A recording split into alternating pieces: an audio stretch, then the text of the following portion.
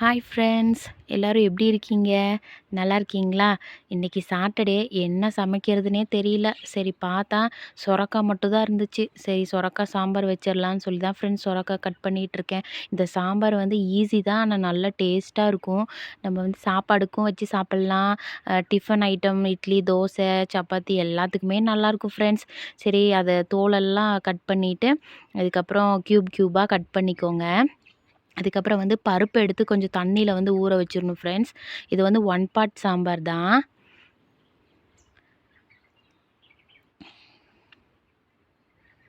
இங்கே வந்து பனி ரொம்ப அதிகமாக இருக்குது ஃப்ரெண்ட்ஸ். என்னோட பாப்பா என்னை சமைக்க விட மாட்டாங்க. வந்து பக்கத்துலேயே வந்து நின்றுருப்பாங்க ஃப்ரெண்ட்ஸ். அதை எடுத்து இங்கே போடவும், இதை எடுத்து அங்கே போடவும், அவங்கள பார்க்குறதுக்கே ஒரு ஆள் வேணும் ஃப்ரெண்ட்ஸ். ஆனியன் கட் பண்ணிகிட்ருக்கேன்.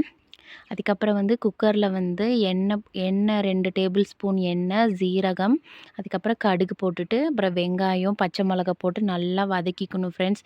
நல்லா கோல்டன் ப்ரௌன் வர வரைக்கும் நல்லா வதக்கிட்டு, அது கூட வந்து கொஞ்சம் பூண்டு வந்து ஆட் பண்ணிக்கோங்க.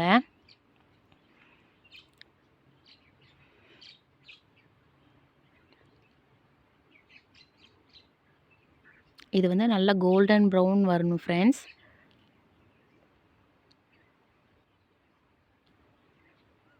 அதுக்கப்புறம் வந்து கறி லீஃப் கொஞ்சம் போட்டுக்கோங்க. இங்கே வந்து ரொம்ப குளிர் ஃப்ரெண்ட்ஸ். பனி அதிகமாக இருக்கா, அதனால் என்ன சமைச்சாலுமே நம்மளுக்கு அப்போது செஞ்சு சாப்பிட்டா தான் ஃப்ரெண்ட்ஸ் நல்லாயிருக்கும். சூடாக சாப்பிட்டா மட்டும் தான் நல்லாயிருக்கும்.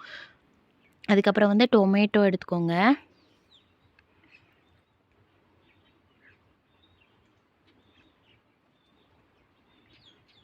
இது வந்து 1 பார்ட் சாம்பாருங்கிறதுனால அப்படியே எண்ணெயிலேயே டொமேட்டோவை போட்டு நல்லா வதக்கிக்கலாம். அதுக்கப்புறம் வந்து நம்ம வெட்டி வச்சுருக்க அந்த சொரக்காயை வந்து நல்லா கழுவிட்டு இது கூட வந்து சேர்த்துக்கலாம். கொஞ்சம் உப்பு சேர்த்துக்கோங்க. போட்டுட்டு இது வந்து எண்ணெயிலேயே நல்லா வதக்கணும் ஃப்ரெண்ட்ஸ். நல்லா வதக்கிட்டு அதுக்கப்புறம் வந்து நம்ம ஸ்பைசஸ் கொஞ்சம் ஆட் பண்ணிக்கலாம். ஸ்பைசஸ் வந்து நம்ம வீட்டில் இருக்க குழம்பு மிளகாத்தூள் 2 ஸ்பூன் சேர்த்துக்கோங்க ஃப்ரெண்ட்ஸ். அதுக்கப்புறம் வந்து சாம்பார் தூள் வந்து 1 ஸ்பூனு, அதுக்கப்புறம் வந்து டர்மரிக் பவுடர் வந்து 1 ஸ்பூன் சேர்த்துக்கோங்க. அவ்வளோதான்.